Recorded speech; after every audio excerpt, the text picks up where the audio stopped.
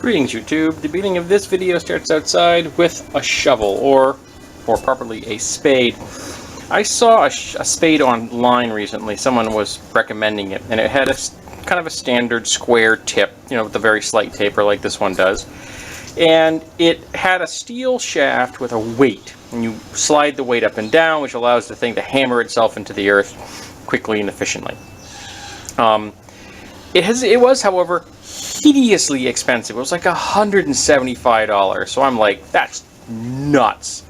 I can do better than that. So I'm going to use this shovel, which I paid $2 for at a estate sale, and I'm going to remove the handle. I may save the grip itself, I'm not sure. Remove the handle, take all the wood out, and then I'm going to put a black pipe tube on there. Sorry, someone behind me. And a black pipe tube and a weight that I can slide up and down, and then we're going to see if I can make one that works as efficiently for a whole lot less money. And the second thing we have here today is a lawnmower, which cost me $20. My wife's been looking for one, and now we have one. This is old school. This has got steel tires. It needs a little bit of tightening, bolts and such, but other than that, pretty good deal for $20. Greetings YouTube, time for another bargain video. I start up with here with Who I Am by Pete Townshend. I know almost nothing about Pete Townshend. I shall rectify that. Defining cult movies, the cultural politics of oppositional taste. A handbook on home care and maintenance. And one of the reasons I picked it up, well, because it's a classic snapshot from the 1940s. It was only 25 cents. But it had this picture in there, which just made me smile. I don't know when that was taken. There's nothing on it for identification, but it just made me smile. We have Fortress America, which deals with the fortresses that were built from the earliest invaders from Europe up through the end of using them as actual fortifications. Naturally Curious, a book I believe my wife has gotten for her and her mother to share. They're both nature fans, and this is a photographic field guide and month-by-month journey through the fields, woods, and marshes of New England. And my wife picked it up at the store, thought it was, just going to be pictures, and then got information out of it before she even left the building. She's like, okay, cool, I'll buy that. Then we have The World is Flat, a brief history of the 21st century. Then we have a book called Oohoo, which is from 1969, and it is a children's book, but it's a long-form children's book. And my wife has been working on a children's book, and she was trying to fit it into a shorter form, and it's just not going to work for her. She needs to do a longer form, so I thought this would be a good example. It also has some very attractive art in it. And we have The Dinosaurs by William Stout, a fantastic new view of a lost era. This isn't all that new anymore. It's from the 1970s. But it is one of the most beautifully illustrated books on dinosaurs you are ever going to find. And I purchased this strictly to give away to someone. I already have a copy. The Shelf Book, which is exactly what it says. It's a book about shelves. Spanning Time, New England, New Hampshire covered bridges, and I'm a big fan of covered bridges. And now I have a checklist. So I'm going to go out there and I want to find every single one of these bridges and document them. We have the Celtic Woman's Spirituality, Assessing the Cauldron of Life by Aidan McCoy. I thought my wife might be interested. She was, so good call on my part. Then we have the Palladio and Palladianism, which is about Venetian architecture, which is something that interests me. And we have now we go move into the DVDs. We have Epic and Jupiter Ascending, both of which will have reviews coming in the near future. Then we have Jack Ryan, Shadow Recruit, which I have not yet seen. On to more DVDs. Here we have Transporter 3 with Jason Statham. My wife says I have an unhealthy affection for the man. We have The Wool Cap with William H. Macy. My wife is a major Macy fan. Then we have The Howling. This is the original. This is a special edition with commentary by Joe Dante. It's been a very long time since I've seen that film. Then we have Subject 2, which is a modern retelling of the story from the novel Frankenstein. Then we have Oblivion, which I'll be covering in an upcoming review. Alien Nation, which I haven't seen in a very long time, with Mandy Patinkin, James Caan, and Terrence Stamp, all of whom I've always enjoyed in their roles. Then we have The Eagle Has Landed, a Hallmark Jason and the Argonauts. I know nothing about this, but I picked it up for like $1, so I figured I'd give it a try. Then we have Steve McQueen's And Hell is for Heroes. I am currently reading a biography of Mr. McQueen, and so I wanted to see another of his films, and I happened to stumble upon one in a thrift shop. Here we have a vase full of shelves. I plan on keeping the shelves. I actually have a craft project that will use shelves. I have no need for the vase. I will be donating that, but the whole thing cost me $3, and I have already found a couple of shelves which I've actually taken out, which I want to keep simply because I may make jewelry out of them. The rest I'll be picking through and see what's in there. I may find other projects for them. Then we have an old school Elite flashlight or lantern, and I know nothing about this. Unfortunately, it's a screw bulb, so I need to get screw bulb style LEDs. I don't have any of those, but it's in working condition. I picked it up for $2, and it's got a wonderful look to it, doesn't it? I'll probably hang that up on my porch just because it's very shiny and attractive. Then we have a Christmas pickle, which is something that was a thing when I was a kid, because my parents come from German and Germanic families and coal country, and this was something that we had when I was a kid. I'd never seen one in a store since, and I found this at a thrift shop. So I may keep it myself, or I may give it to someone else, because it's a unique and interesting thing. Then we have a new mug. It's in very good shape. I really like the coloration on this. I'm going to have to get rid of one of my current mugs, a commercial mug, because I don't have any more space. So I'll get rid of a commercial mug and replace it with a handmade one.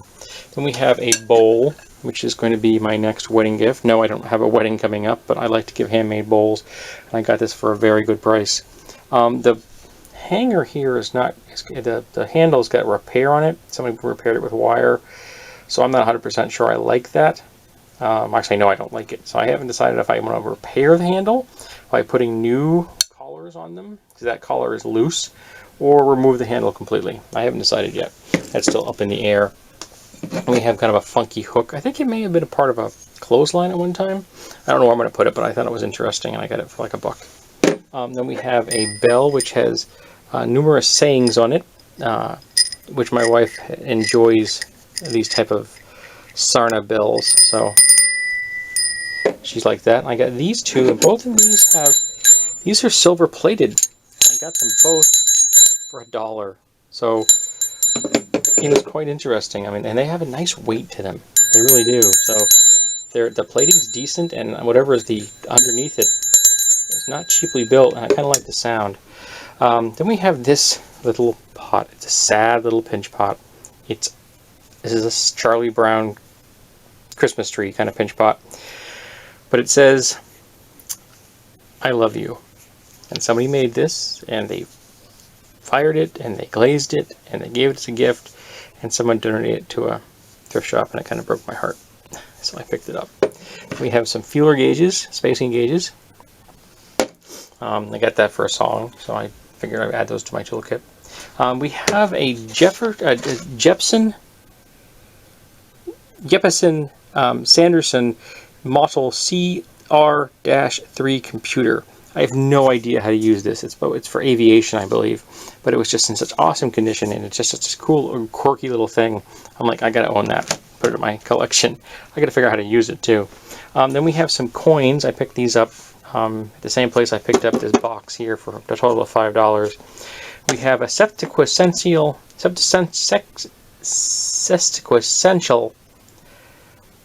coin, which commemorates the 150th anniversary of the New Hampshire Constitution, and it was issued in 1938. We have a 21st century British penny. We have a Indian dime, or rather an Indian penny from the 1940s, and we have a British 3-pence coin from the war years, World War II. And again, I picked that up plus this container over here for a total of $5 rather. And here we got, this is a tube of silicone, which I picked up for 75 cents. It's sealed, still good. And you can use this around the house for all kinds of different things. And for that price, I couldn't pass up on it. I mean, way less than the store is going to charge me. Then we have the Thunderbolt Stock Easy Kit, which is for O-rings. And there are no O-rings in here, but I like the look. What's in here are large scale sockets. And I haven't checked all of them, but every one I have checked has been American made. And they're large, because I have a 1/2 inch breaker bar, and I didn't have any sockets for it. So now I do. And there's a number of other things, and there's also a number of these different links for creating, getting around corners and bends and stuff, which is kind of cool. And for the price, I couldn't pass it. And I really like the container. It made me smile. The little guy under the lightning bolt. Then we have some blades. I got 5 blades here, and I picked these up for about $1 a piece. I think it worked out too. And this one has been used, but this has never been used. It's a DeWalt masonry blade. Never been touched. Those blades, along with a couple of ones I got recently, I'm looking to get 2 of them that have the same holes, because I really need ones that have the same spacing here, because I plan on building a second double-bitted battle axe as a gift for someone. So that's my goal. Okay, on to the last section.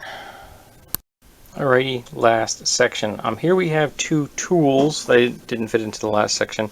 One is a Craftsman number 5 splitting maul, splitting wedge. I actually don't have a use for this at this moment.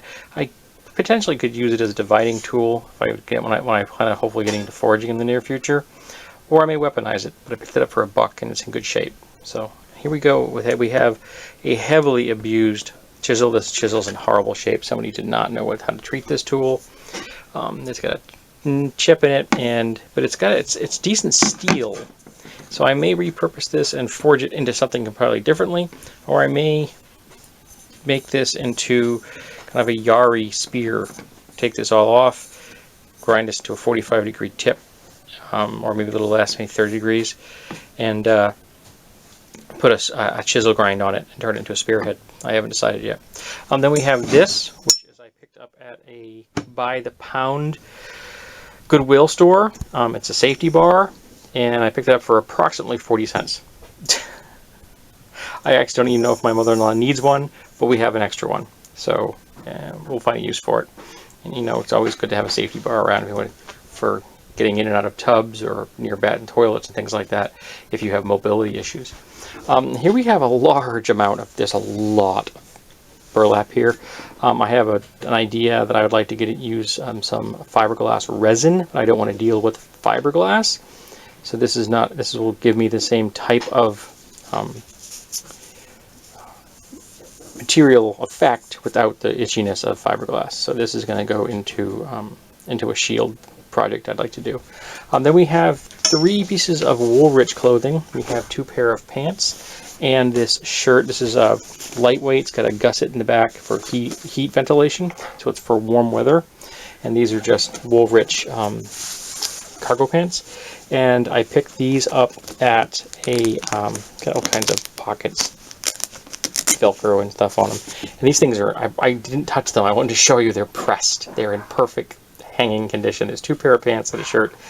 And I picked these things up for $1 a piece at an estate sale. It was a guy who was ex-army, and it was just perfectly pressed. And he's had so many awards and stuff. They'd sold off a large lot of firearms as well that he had owned, and he was really into them. There were still a couple of double drum magazines left and a couple of big safes. So he was heavily into firearms, and he loved his army. There was all kinds of plaques and things on the wall, and he still wore his clothing like a uniform. But for $1 a piece, I figured, how can I go wrong, I like cargo pants. And then we have a Thundercats t-shirt, which I had not planned on buying any t-shirts, but it's a Thundercats shirt. I love that logo. I really do. I think it's so cool. I fell in love with it the first time I saw it. So, there we go. So this has been my latest bargain video. So I can get all this stuff washed. These will never be pressed again. So enjoy looking at them pressed now, because very shortly they're going to be washed and hung up on hangers, but I'm never going to press them. I just don't do that. I was wrong. I've got one more thing section. These are 48-inch drywall squares, and I picked them up both for $5. Somebody didn't want them at a estate sale. Didn't know what they were worth. I wasn't going to correct them. They normally go for about 20 bucks a piece. So I picked up 2 of them for $5. I plan on keeping one of them. The other one I'll probably give away to somebody. Let's gotta find somebody and get the drywall square. Because I don't really need more than one. But it was a good deal, you know. Couldn't pass that up. I have a long litany of good deals for $5, I guess.